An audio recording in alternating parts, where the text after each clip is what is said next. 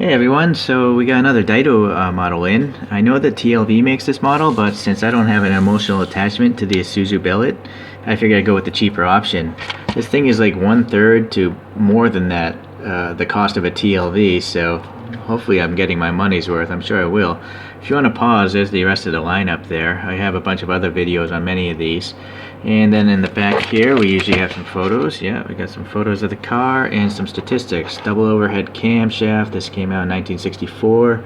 Although the Bellett actually came out in 1963 and ran up until 1973. I guess this version is a 64.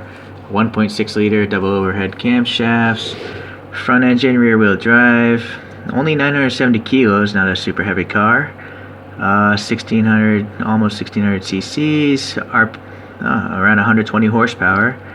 Okay, and 13-inch wheels. Okay, so let's open this guy up. This one shouldn't be too hard to put together.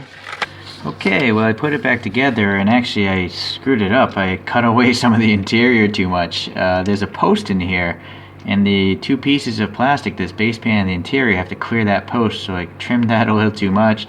And then I adjusted the stance a little bit, so there's a little extra crazy glue here. So you'll see that little white from the crazy glue, but otherwise I think it's alright. Okay, so anyways, let's get into the normal part of the review. We got a really nice black racing stripe going along the side there. It's, there's no paint missing, it seems. It's pretty straight. I like it, it's good. There's some silver paint here, but this one seems to have missed the mark a little bit. It's not, I would assume it's supposed to be on the side, but it looks like it's kind of on the bottom half. These wheels do look period correct. They look pretty much like the wheels on the real picture behind here that we'll compare a little bit later. And then it does have chrome door handles, so that seems correct. This orange reflector. Again, the paint looks like it's kind of a little bit low. Okay, these little, I'm not sure if these are real vents or not, but it looks like they might be chrome on the real car. I'm not sure if they're supposed to be black. But I do like the fact that it does have no side windows, so you can see the interior a little bit. I don't think I showed you guys that when I first opened it, but yeah, it's just standard details. It looks like a Kyosho, just some black molded interior, so no additional paint or anything like that. But it'd be easy to customize since you have to put the thing together yourself. Okay, and then what's nice about this brand is they have these separate chrome bumpers. They're not part of the casting, they're actually a separate piece. And so on this one, the taillights are painted, but they're painted pretty well. I mean, I think they look pretty good. There's not much overrun. I like the fake license plate.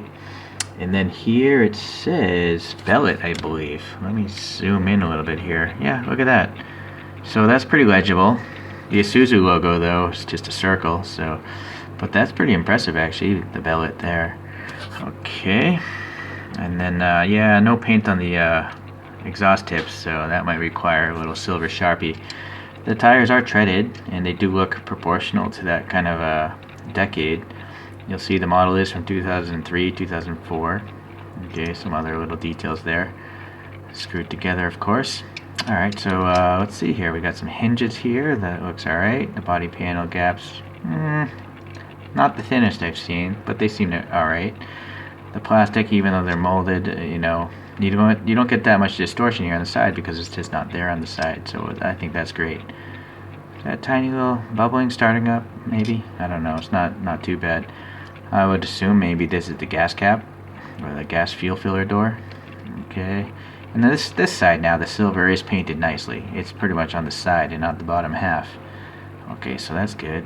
The front, now this is what I like about this model over the TLV even. The real car has yellow fog lights, and the TLV, they just painted this silver. They didn't even get the color right. So this is 6 plastic inserts, and these Dydos have these crazy psychedelic headlights. Look at this. They look like opals or something like that. So that's pretty neat. And then there's no license plate there, which I kind of like. I'd rather have no license plate or a fake license plate, but not just a plain white one. So I like the front end of this one a lot. And then we have the black painted hood. And this detail, though, is not very good. I know the TLV is better than that, because you'll see when I pull up the photo again. So all in all, it's actually still a pretty good model. I'm quite happy with it.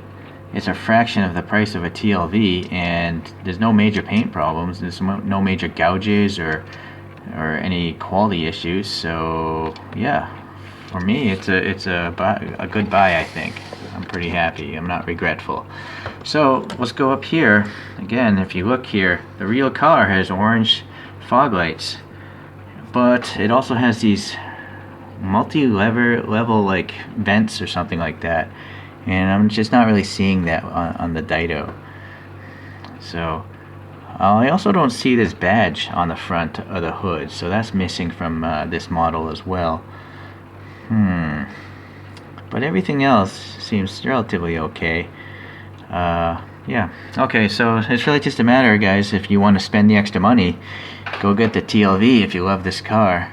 But for me, I don't really love this car. I think it's a pretty nice looking car, but it's just not worth 20-30 bucks to me. So I'm happy with the Dydo version. Alright guys, well I guess that's it for today, and sayonara.